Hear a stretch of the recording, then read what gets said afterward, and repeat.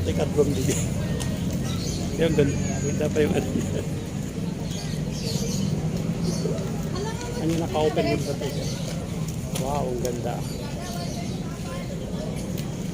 Ay, hello sir, good afternoon. Anong gawa ito sa anong lugar to sir? Sa Ifugao, sir? Ifugao. Bali tatlo nang nakita natin na Ifugao na pumunta rito, pero sa kanila naka-focus lang sila sa mga ganito, mga lamesa, mga table, mga one set na gano'n. Pwede ano ko lang. Isite ko lang. Ay, hindi, ano yun. Okay, di bali lang, sir. Ang gaganda nila, yung ano nila.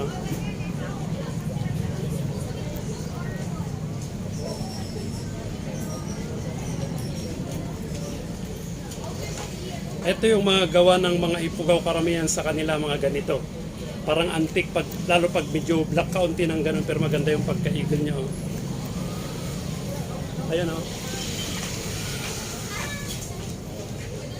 Ayan, Delphin Handicraft. Galing ito sa gawa ito ng Ifugao. Ano ko, ma'am? Okay, ma'am, thank you. Para ma-promote po natin yung mga ano. Para ma-promote po natin yung produkto ng mga ano. Ano ko, ma'am? Kasi YouTube ito para maitas. Thank you. Matunayo mo. Ikos mo ito.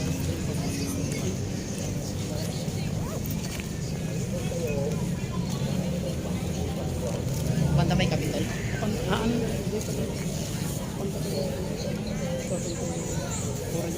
Oras natin, tinanong.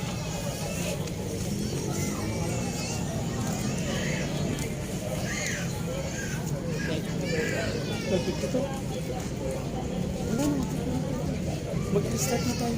I-start ko na lang dito sa iyo. Sumar naman ako na. Bakit ito ba? Sige, nakapital na da. Ay, sige, gano'n na. Okay. Sige. Ay, paglugan. At na-training na dyan, takupan. Amo paglugan. Diyan po, itagat na may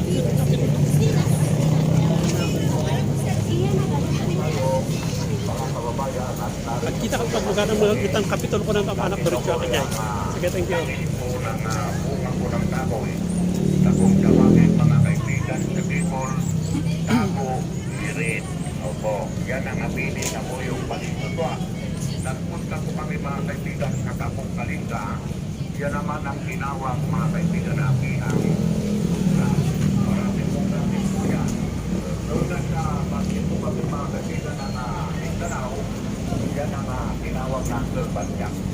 Mga kaibigan, maraming mga po yan. Oo, kaya yan yan mga kaibigan, yan ako na yan. Hindi ako ng kalikasan.